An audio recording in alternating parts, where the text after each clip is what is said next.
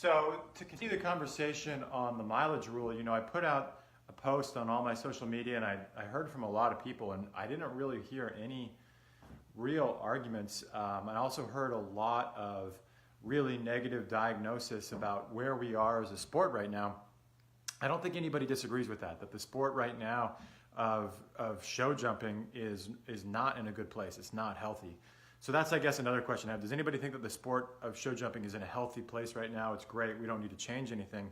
So if we're in agreement that we need to make some changes and the sport is in a decline, I don't know. I want to know the numbers. I mean, I see only 150,000 members of USEF. I think that's a good way to measure the sport. What was it last year? What was it year? Is it growing? What how long we've been at 150,000, or is it on a decline? That would be interesting to know. But really, what I think makes a sport grow is by having lots of great moments in sports and understanding what is a great moment in sports. So for me, sports is you have to perform. You have to be clutch. You have to come in at the right time. You have to you have to come through. And so I think with our current system, where for the most part we're crowning the national champion based on points, and furthermore by A show points. So whoever has the most A show points is the junior hunter national champion, rated national champion, or the AO, national rated champion, or the green hunter. Anyways, what that means for people that don't know, what that means is you have to, whoever goes to the most shows is going to have a huge advantage. And each show, might cost somewhere between $2,500 to $3,500 per horse when you go all in with everything. So, and you probably have to go to at least, somewhere between, over 10 shows sometimes to even have a chance at doing it. So you automatically just make it the most elite sport ever, because to even have a chance to play, you're going to have to cough up $35,000 in show expenses alone, which is kind of crazy. And I think that when people actually add it up, it's more than that. So really, you're basically just seeing, who spent the most money. It's a way to basically say whoever spends the most money wins. If you wanted to create a system where that was the goal, that's exactly what you would create, in my opinion. So a great moment in sports, in my opinion, in the show jumping world might be, I have a friend who bought a horse for $1, Cowboy, if Kathleen is watching this. So, and she did great with that horse, and that horse loved her. That horse tried his heart out for her. So that she had some great moments. She had some big wins, I remember, in Oregon, and that's a great moment in sports when somebody buys a horse for $1 off the track and creates an incredible relationship.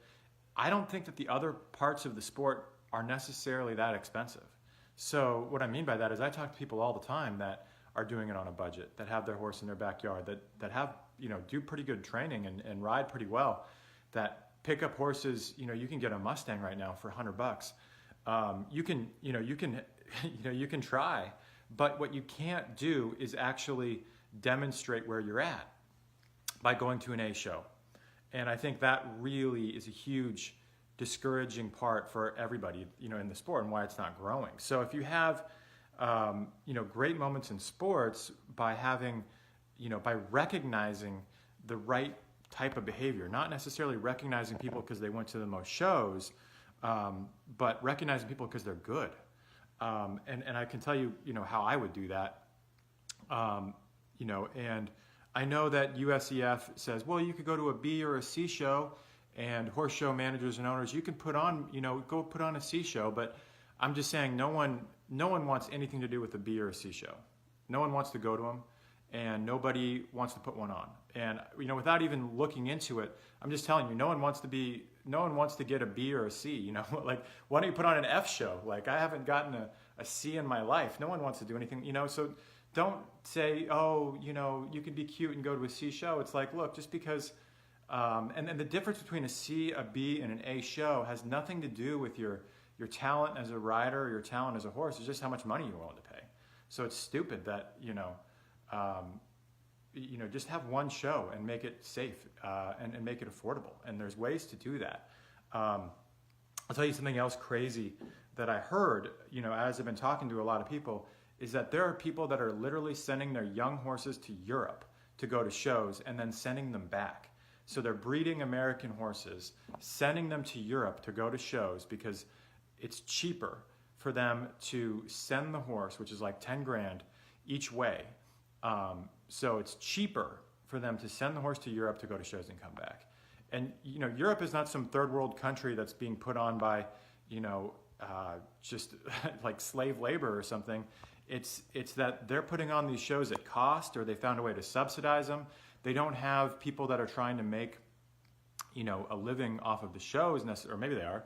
But anyways, they've found a way. I mean, if Europe can find a way to put on a really quality competition, they also recognize riders based on, you know, based on their skill level, or at least try to, right? They're going to keep track of how many competitions a rider has won, and you're going to get a score similar like tennis. Like you'll be, you know, a certain level rider, which for some reason we don't really keep track of. We just sort of keep track of who had the most points in a year, but we're not necessarily, you know, ranking our riders. But I guess that's getting a little off topic. But the point is that it's possible to put on a horse show for a super affordable amount, and the culture at these European shows is there's a ton of horses.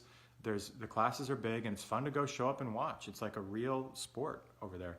Over here, the class sizes are tiny, and the people are paying a fortune. So, you know, we need to open it up, in my opinion, and allow, you know, innovative people to put on events and competitions, A-rated, AA rated, and, you know, on hot dates in hot areas, because that's going to allow people to give a chance to provide better value for people, because no one I've talked to is really feeling like they can, you know, that they're getting the most value possible, that it's not that it's impossible to create more value for people at these events. And the internet has changed everything. So what I mean by that is it's totally possible to think that a horse show owner could start to pass on the cost to advertisers through the internet. So you could, and people are already doing this, but, you know, if you can get enough eyeballs onto your event, you've created advertisement value. So, right, Facebook is free. Spotify has a free version if you're willing to listen to ads.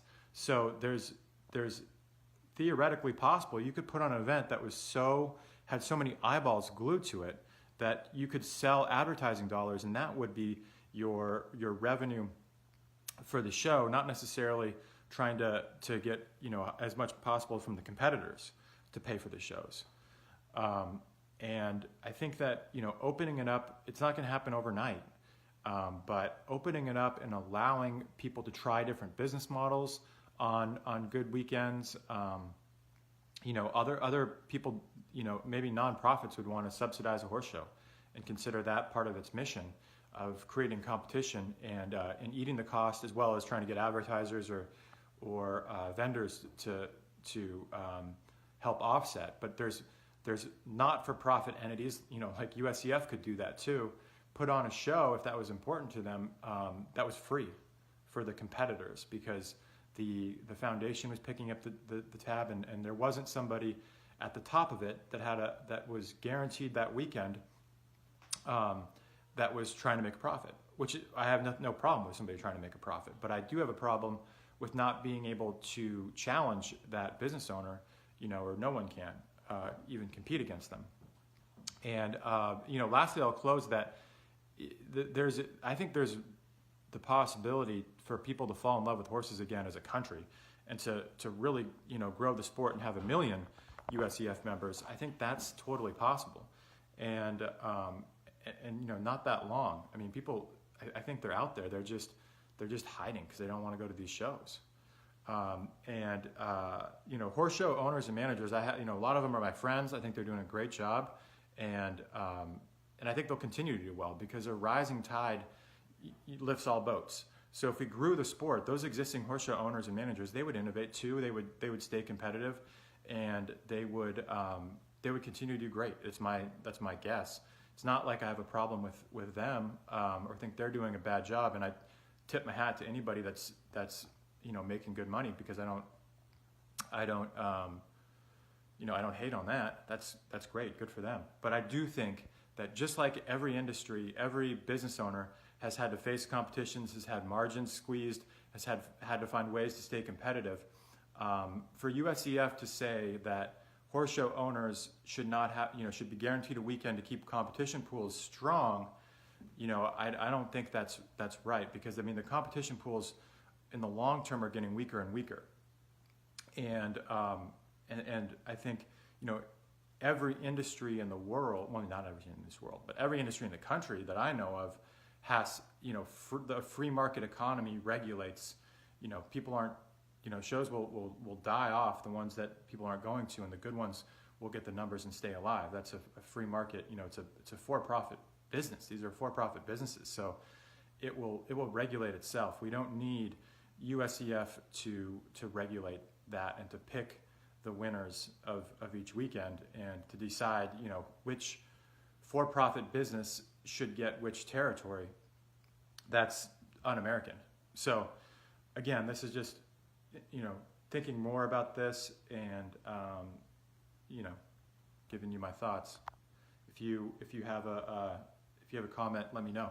Love to hear. I'd love to hear the other side, because so far all I'm hearing is people basically saying, yeah, like that's right. So would love to hear the other side. Totally open to other points of view.